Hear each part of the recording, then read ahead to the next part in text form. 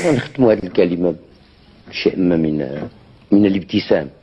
نعم، قيل فيه على أنه من جملة ما قيل، ماشي القائل اللي تهمني، اللي همني في هادشي كله همك وانت فهمتيش عبد العزيز، أنه قيل على إذاعات وتلفزيون حكومية كان في الإمكان أن لا يقال، وإن كان قيل في حقي أنني أنا أحمق. تنظن على أن احنا المغاربة على هذا الحساب كلنا حمق شوية. علاش؟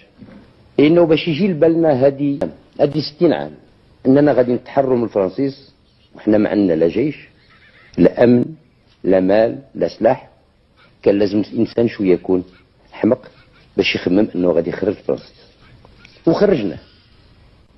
وباش يجي لبالنا كذلك على أنه ب 350 ألف واحد وبكتاب الله والعالم في اليد اليسرى وكتاب الله في اليمنى، 350 ألف غادي نخرجوا، غادي نردوا الصحراء ديالنا، خصنا كذلك نكونوا شويه.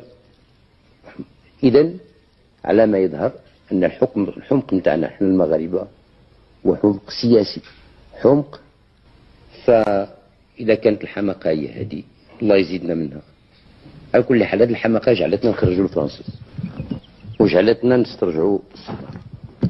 ونختار الحال غادي يمكن كذلك جعلنا حتى اللي بغى شويه يتصل علينا نعاودوا نردوه الى طريق الصواب بشيء ما من الوجدانيه.